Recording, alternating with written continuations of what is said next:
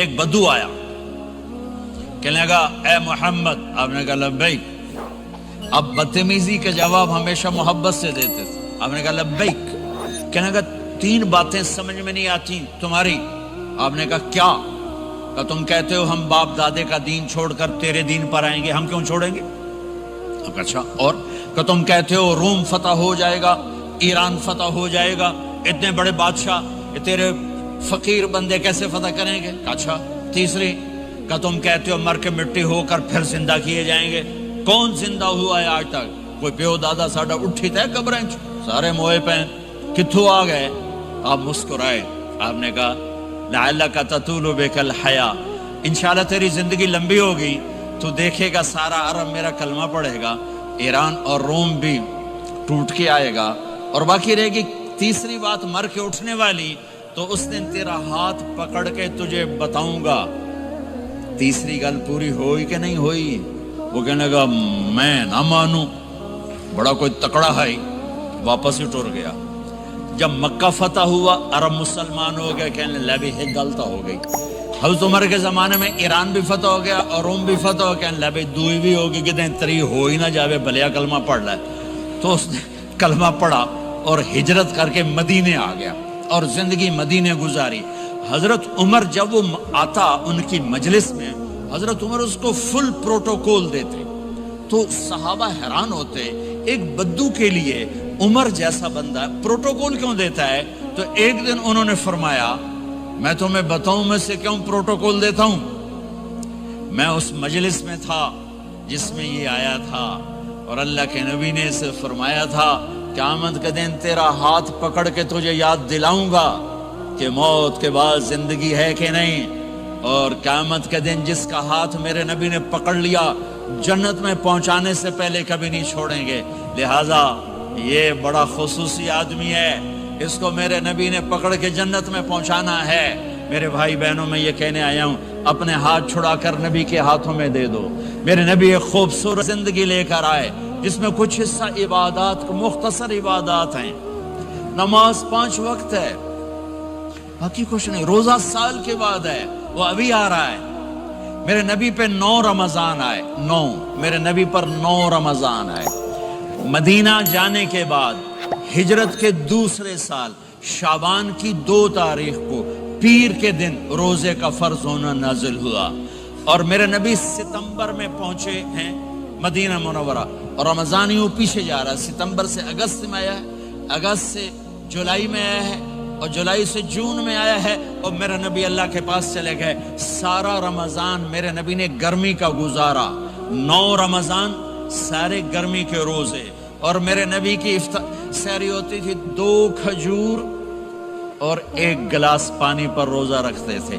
عام طور پر کبھی کبھی کھانے کو بھی مل جاتا تھا، لیکن 2-3 کھجوریں اور 1 گلاس پانی.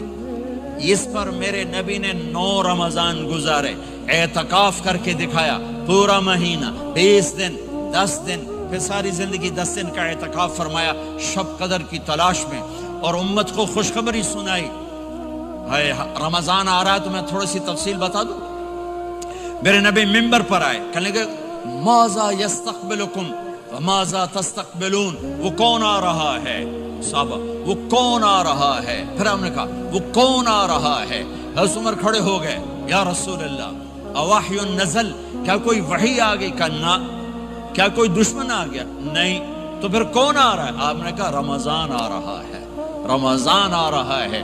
جنت کے دروازے کھل گئے، جہنم کے دروازے بند ہو گئے، رات کی تراویح کی نماز ملی. آپ کا رمضان آج کل بڑا اوکھا ہوگا لیکن اجر بھی بڑا ہوگا. میں نے ایک دن پہلے واپسی رکھی بھی، 18 گھنٹے کون ہی تھے بکھا رہے. آپ تو پھنسے ہوئے، میں تو نہ پھنسوں. تو اس کا اجر بھی اس کے مطابق ہوگا، اجر بھی اس کے مطابق ہوگا.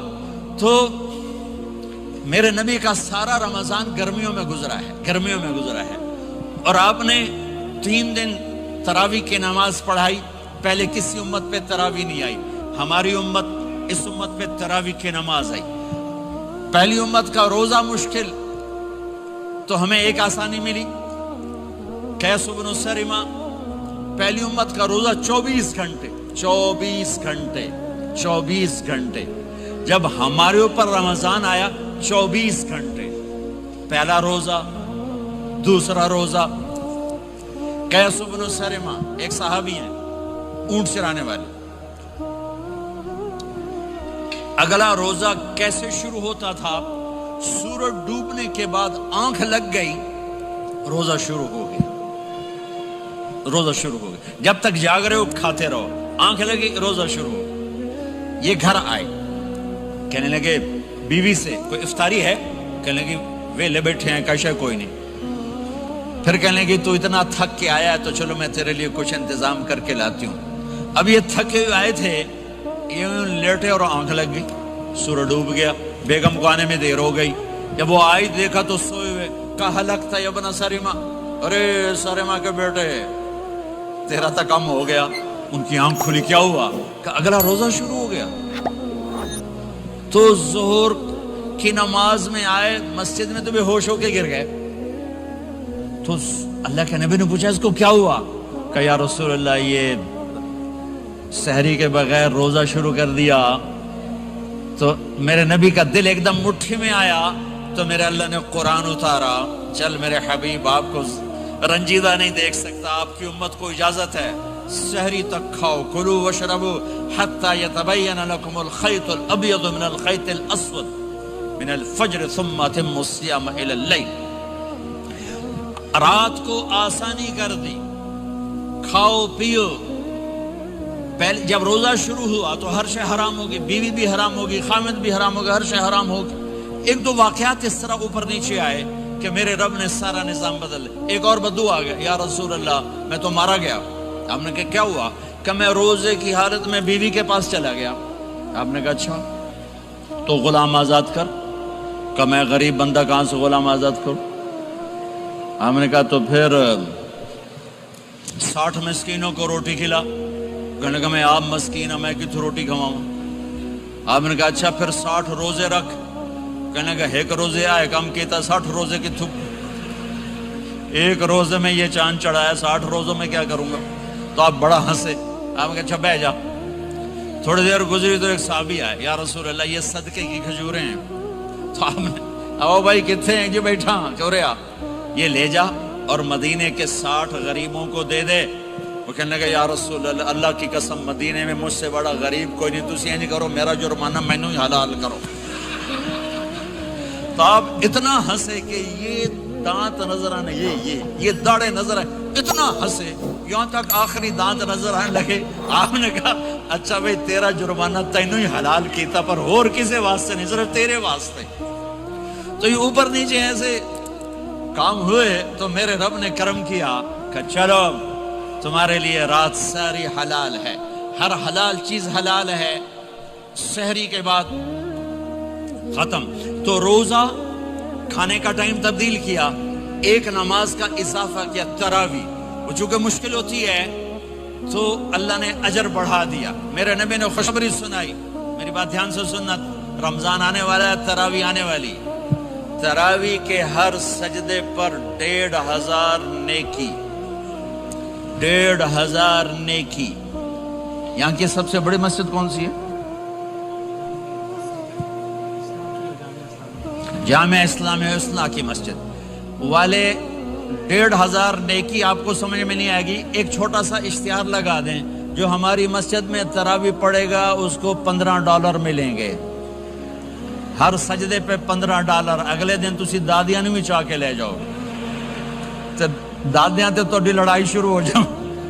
اما تو میرے نال ٹور، دادی تو میرے نال ٹور. میرے نبی کی خوشخبری 1500 نیکی، 3 سیکنڈ کا سجدہ. ہر سجدے پر جنت میں سرخ یاقوت کا ایک محل جس کے 60,000 سونے چاندی کے دروازے. تسی ایک گھر لے کے ساری زندگی قرضے لائی رکھ دے ہو نہیں. ایک سجدے پر جنت میں اتنا بڑا گھر کہ 60,000 سونے چاندی کے دروازے. ہر سجدے پر جنت میں ایک درخت سونے چاندی کا جس کا نیچے 100 سال گھوڑا دوڑ سکے. ایک روزہ. رمضان کا کبھی سوچا رمضان کا مطلب کیا ہے؟ رمضان کو رمضان کیوں کہتے ہیں؟ اللہ نے 11 مہینوں کے نام عربوں سے رکھوائے اور روزے کے مہینے کا نام خود رکھا قرآن میں، شہر رمضان الذی انزل فیہ القرآن. محرم، صفر، ربیع الاول، ربیع الثانی، جمادی الاولی، جمادی الثانی، رجب، شعبان، شوال، ذوالقعدہ، ذوالحج، یہ عربوں نے نام رکھا. اور رمضان پہلے سے رکھا جا چکا تھا، عربوں سے رکھوایا. رمضان کے لفظ اور روزے میں کیا جوڑ ہے؟ رمضان کہتے ہیں جل جانا، جل جانا، جل جانا. تو اس کو روزے کے ساتھ کیا مناسبت ہے کہ جب کوئی مرد عورت روزہ رکھتا ہے یا رکھتی ہے تو پچھلے 330 دن کے گناہ، آج روزہ رکھا، بھٹی تیار ہو گئی، گناہ ڈال کے جلاؤ، دوسرے دن اور گناہ جلاؤ، تیسرے دن اور گناہ، چوتھے دن اور، 30ویں دن سارے گناہوں کو اللہ تعالیٰ جلا کے راکھ کر کے ایمان والے مرد عورت کو پاک کر کے صاف کر کے آخری رات کہتا ہے جاؤ بخشے بخشائے چلے جاؤ، جاؤ بخشے بخشائے چلے جاؤ.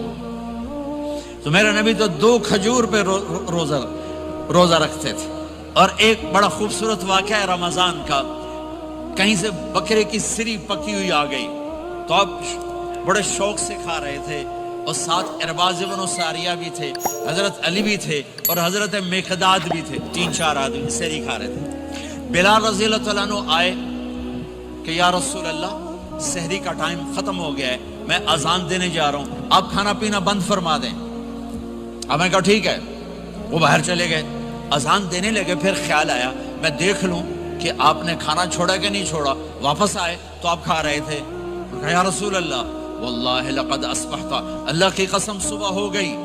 آپ نے ہاتھ پیچھے کر لیا، کہا ارے بلال نہیں ہوئی تھی، نہیں ہوئی تھی، تیرے قسم کھانے پر اللہ نے پہلے نکال دیا اس کی کہ تیری قسم جھوٹی نہ پڑے.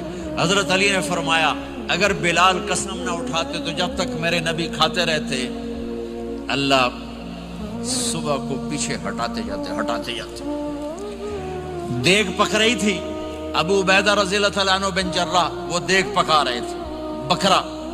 آپ نے کہا ابو عبید یہ مجھے بکرے کی دستی پکڑانا، اگلے بازو. آپ کو اگلے بازو کا گوشت پسند تھا، گردن کا گوشت پسند تھا، یہ کمر کی پٹھ کا گوشت آپ کو پسند تھا، دودھ پسند تھا، برنی کھجور پسند تھی، عجوا کھجور پسند تھی، تازہ روٹی پسند تھی. آپ یا تازہ کھاتے تھے یا فاقہ.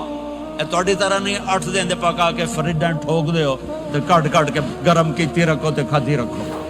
یا آپ تازہ کھاتے تھے یا فاقہ فرماتے تھے. ایک دفعہ فتح مکہ پر ام ہانی کے گھر آپ نے باسی روٹی کھائی، ورنہ آپ نے ہمیشہ تازہ یا فاقہ یا تازہ یا فاقہ. کبھی جس کھانے پہ رات گزر جاتی اسے نہیں کھاتے تھے. تسی ماشاءاللہ 8 راتاں جو کھد دی جاندے. ہاں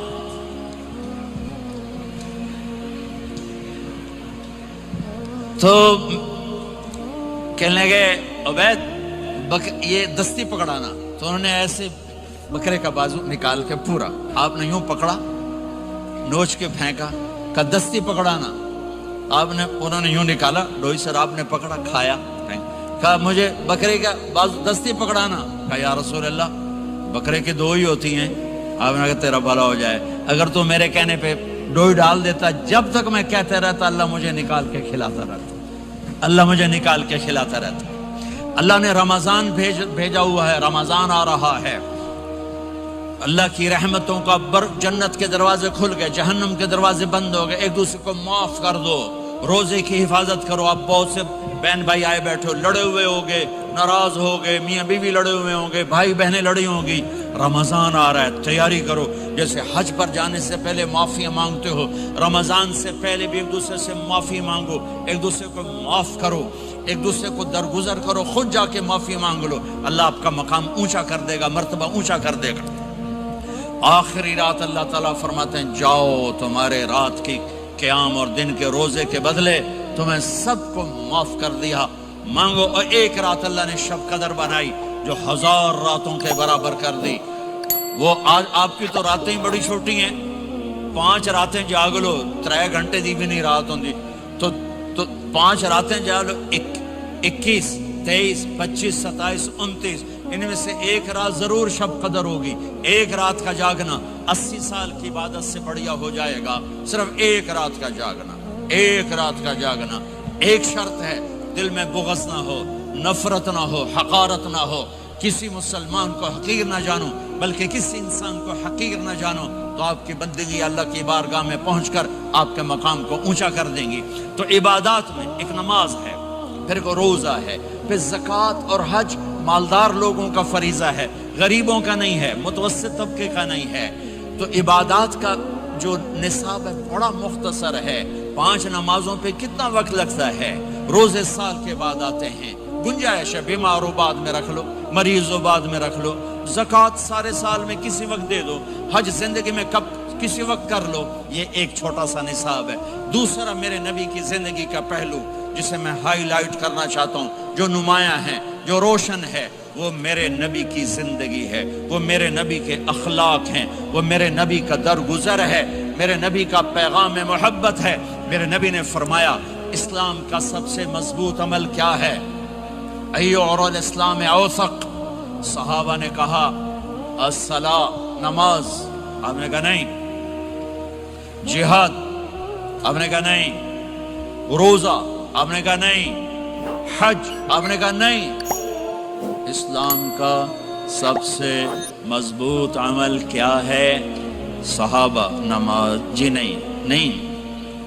جہاد نہیں، روزہ نہیں، حج نہیں۔ اچھا یا رسول اللہ پھر کیا ہے؟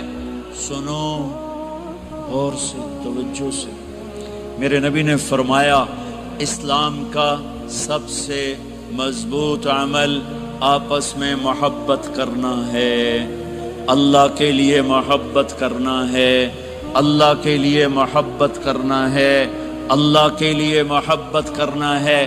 اسلام پیغام محبت ہے، میرے نبی کی زندگی محبت کی پوری تصویر ہے، کسی سے نفرت نہیں، بغض اللہ کے لیے، محبت اللہ کے لیے، یہ اسلام کا سب سے مضبوط عمل ہے۔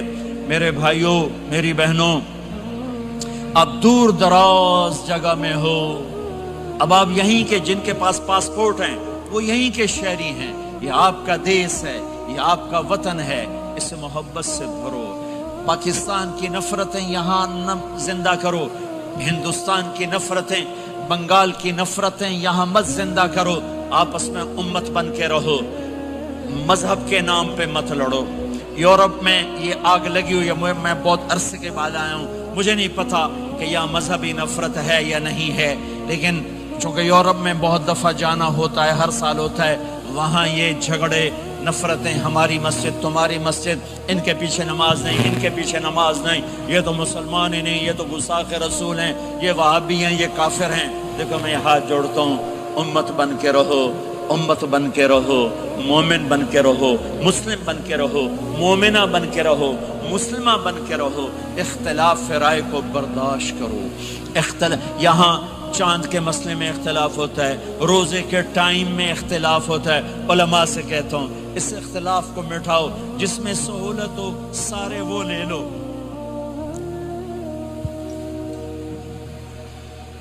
امت میں تفریق نہ پیدا کرو۔ یہ علماء کے سامنے ہاتھ جوڑتا ہوں، جس میں امت کو زیادہ سہولت ہو، ما خیر بین امرین الا اختار ایسرہما، 2 کام جب میرے نبی کے سامنے ہوتے تھے، جو مشکل ہوتا تھا چھوڑ دیتے تھے، جو آسان ہوتا تھا لے لیتے تھے۔ تو میرے بھائی بہنوں، یہ مذہب کی نفرت پاکستان میں، بنگلہ دیش میں اور انڈیا میں آگ لگی ہوئی ہے۔ امت بن کے رہو، امت بن کے رہو۔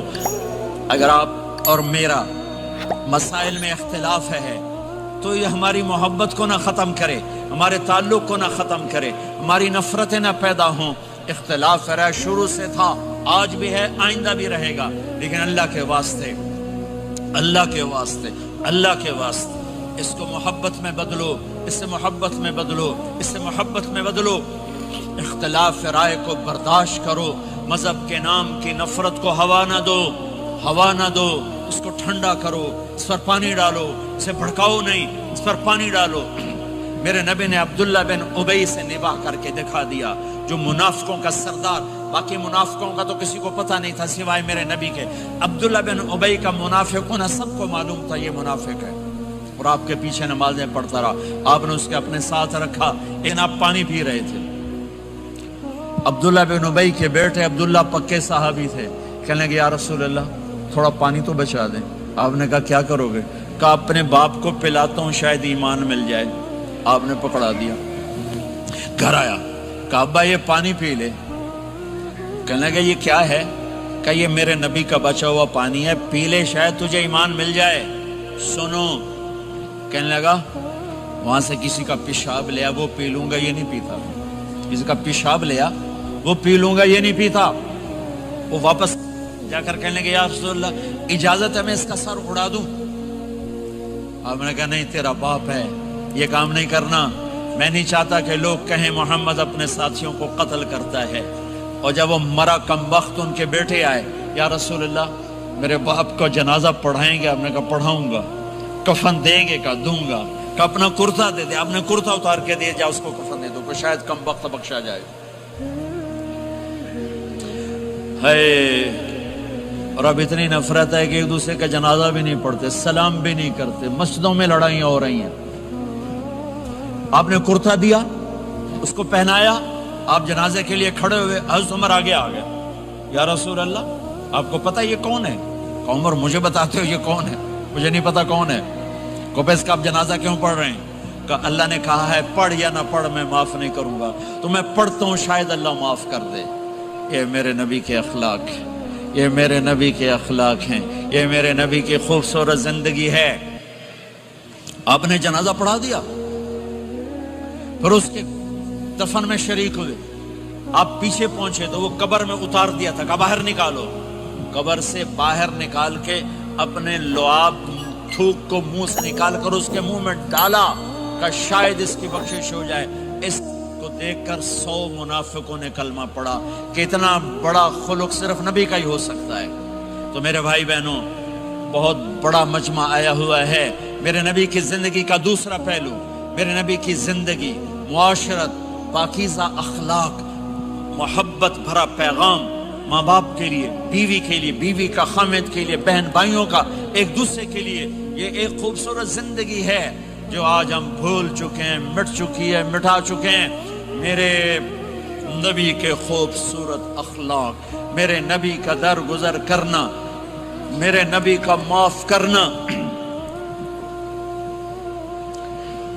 21 برس قتل کے منصوبے بنانے والوں کو آپ نے کہا مکے والے جاؤ معاف کیا، جاؤ معاف کیا، ایک جملے پر جاؤ معاف کیا۔ یہ میرے نبی کا پیغام ہے۔ میرے نبی کے اخلاق سچائی، میرے نبی کے اخلاق دیانتداری، میرے نبی کے اخلاق صدق و امانت۔ سب سے زیادہ ہائی لائٹ جو مکی زندگی میں آپ کی صفت ہوئی، صادق امین، سچا امانت دار، سچے امانت دار۔ میرے نبی سے پوچھا گیا یا رسول اللہ مسلمان بزدل ہو سکتا ہے؟ کہاں؟ کنجوس بخیل ہو سکتا ہے؟ کہاں؟ یا رسول اللہ مسلمان جھوٹ بول سکتا ہے؟ کہ نہیں، جھوٹ نہیں بول سکتا۔ میرے نبی نے فرمایا یتبع المومن علی الخصال كلها، ہر مسلمان مرد عورت بڑے سے بڑا گناہ کر سکتا ہے، لیکن اگر میرا امتی ہوگا دو نہیں کرے گا، دو نہیں کرے گا، دو نہیں کرے گا۔ ایک جھوٹ کبھی نہیں بولے گا، ایک دھوکہ کبھی نہیں دے گا۔ ایک جھوٹ نہیں بولے گا، ایک دھوکہ نہیں دے گا، ایک جھوٹ نہیں بولے گا، ایک دھوکہ نہیں دے گا۔ اور جب اللہ تعالیٰ جنت میں سب سے پہلے اپنا دیدار کرائے گا سب کو جنت میں، بھائیو یہ تو کوئی زندگی کوئی نہیں ہے۔ جب مال جمع ہوتا ہے تو موت آ چکی ہوتی ہے۔